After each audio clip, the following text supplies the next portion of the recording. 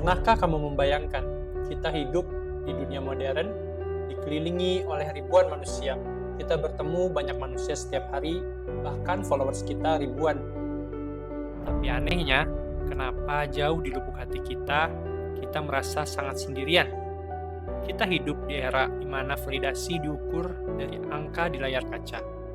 Pertemanan seringkali menjadi transaksional, bersyarat, dan rapuh. Brutal truth-nya adalah saat kamu berada di puncak, semua orang mengaku sebagai saudaramu. Tapi saat kamu jatuh, kehilangan semuanya, kemana perginya mereka? Kita memuja individualisme, mengagungkan ilusi bahwa kita bisa bertahan hidup sendirian. Namun jiwa kita perlahan mati karena kelaparan akan koneksi manusia yang sejati. Sekarang, mari kita putar waktu kembali ke 1400 tahun yang lalu, ke sebuah masa di mana konsep persahabatan diuji hingga ke batas nalar manusia yang paling ekstrim. Sebuah peristiwa yang meruntuhkan teori sosiologi modern tentang egoisme dan kelangsungan hidup. Inilah kisah tentang orang-orang yang kehilangan seluruh dunianya, namun menemukan semesta di dalam pelukan orang asing. Inilah epik agung tentang persaudaraan Muhajirin dan Ansor.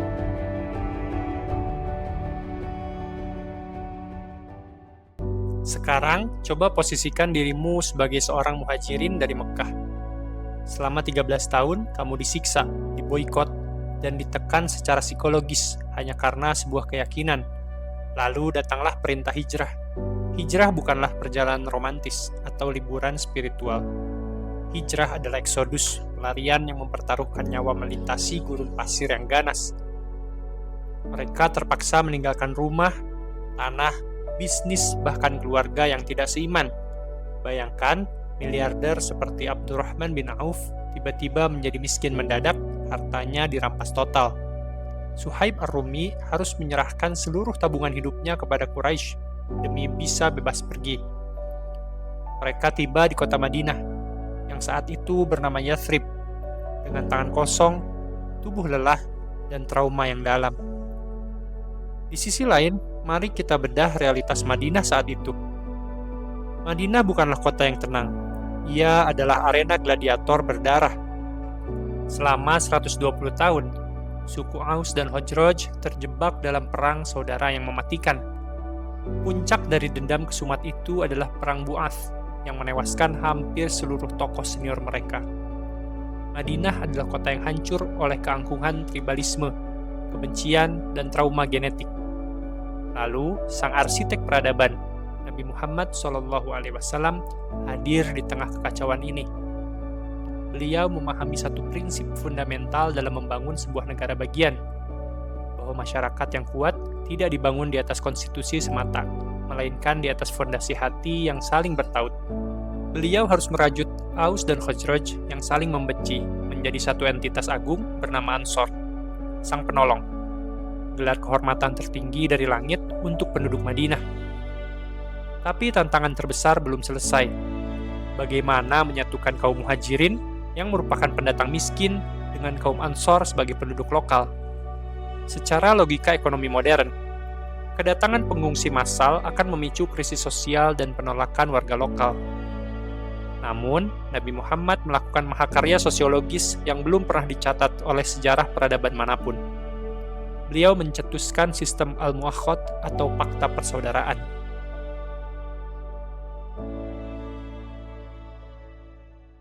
Secara psikologis, Nabi sedang mendekonstruksi realitas sosial mereka. Beliau mencabut identitas tribalisme mereka yang purba dan menggantinya dengan identitas tauhid. Di tahap awal, Nabi mempersaudarakan sekitar 90 orang, 45 dari Muhajirin dan 45 dari Ansor. Ikatan ini begitu absolut, begitu radikal, hingga mereka meyakini bahwa mereka berhak saling mewarisi jika salah satunya wafat. Hukum waris silang ini berlaku di masa awal Islam, sebelum akhirnya dihapuskan oleh surah Al-Anfal ayat 75.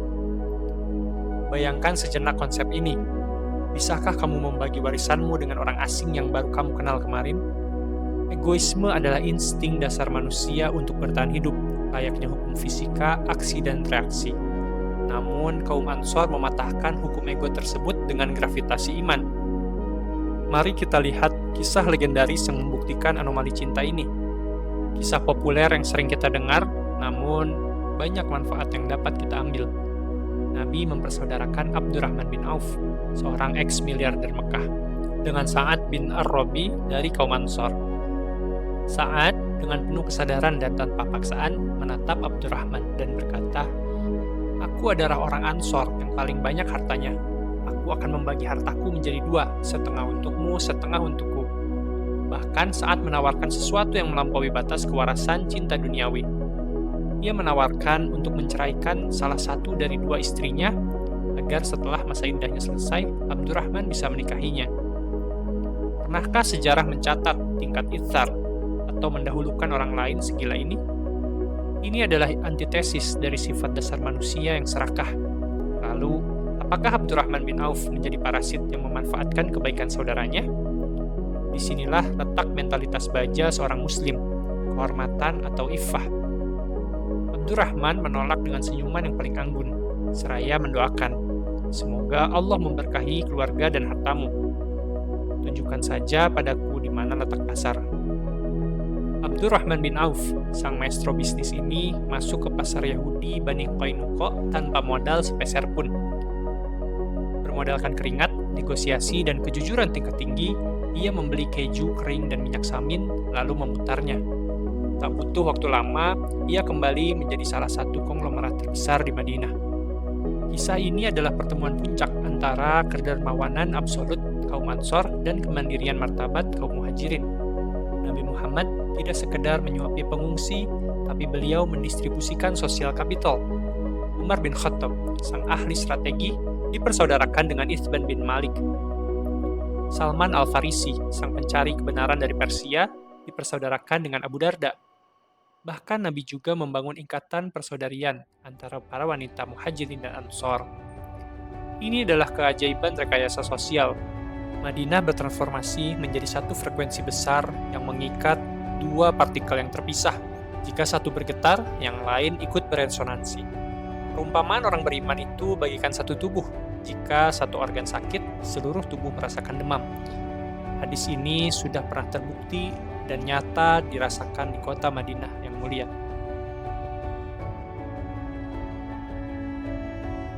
Kini, mari kita tatap pantulan diri kita di cermin realitas hari ini. Kita hidup di zaman di mana koneksi internet lebih kuat daripada koneksi batin. Kita terjebak dalam ego depletion, kelelahan emosional karena terus-menerus memikirkan aku, dan aku. Kita menghitung setiap kebaikan, apa untungnya ini bagiku, dan apa yang aku akan dapatkan. Dan salah satu penyebab krisis mental, depresi, atau rasa hampa yang mewabah hari ini adalah hilangnya rasa persaudaraan sejati. Kita membangun tembok yang tinggi untuk melindungi privasi, tapi kita lupa membangun jembatan untuk berbagi. Perhatikan bagaimana Al-Quran membedah anatomi hati kaum Ansor dalam surah Al-Hasr ayat 9. Mereka mencintai orang yang berhijrah kepada mereka, dan mereka tiada menaruh keinginan dalam hati mereka terhadap apa yang diberikan kepada Muhajirin.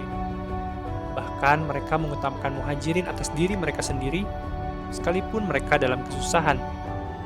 Inilah kunci keterangan jiwa yang hilang dari psikologi modern, menghancurkan keakuan demi kebersamaan. Kaum Ansor tidak dijangkiti penyakit fear of missing out atau FOMO atau dengki saat melihat saudaranya sukses. Ketika Nabi membagikan rampasan perang kepada orang-orang Mekkah yang baru mu'alaf, kaum Ansor tidak mendapatkan sepeser pun. Anak-anak muda Ansor sempat mempertanyakan keadilan ini. Hati mereka sempat terguncang. Namun, Nabi mengumpulkan mereka dalam sebuah kemah, menatap wajah-wajah yang penuh debu perjuangan itu, dan menyampaikan kalimat yang meremukkan hati. Apakah kalian tidak rela, wahai Ansor, ketika orang-orang pulang membawa domba dan unta, namun kalian membawa pulang Rasulullah ke rumah kalian? Tangis kaum Ansor pun pecah hingga membasahi janggut mereka. Mereka sadar, cinta tidak bisa ditukar dengan materi. Di titik inilah kita harus bercermin. Berapa banyak dari kita yang persahabatannya hancur hanya karena urusan utang piutang, bisnis, atau perbedaan status sosial. Kita butuh filosofi Ansor di tempat kerja kita, menjadi mentor yang tulus tanpa takut tersaingi. Kita butuh mentalitas Muhajirin di tengah krisis, berdiri dengan martabat, mencari solusi tanpa mental mengemis. Persaudaraan Islam atau ukhuwah Islamiyah adalah obat penawar paling mujarab bagi jiwa yang terasing. Ia adalah kesadaran bahwa aku tidak akan kenyang jika tetanggaku kelaparan, bahwa imanmu belum cukup sempurna hingga kamu mencintai saudaramu seperti kamu mencintai dirimu sendiri.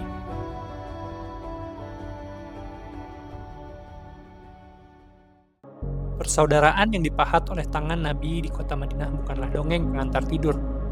Ia adalah monumen sejarah yang membuktikan bahwa manusia bisa melampaui ego hewaninya. Madinah mengajarkan kita bahwa darah dan ras bukanlah pengikat yang terkuat. Tali yang paling tidak bisa diputus adalah ikatan akidah, tali Allah yang menjuntai dari langit.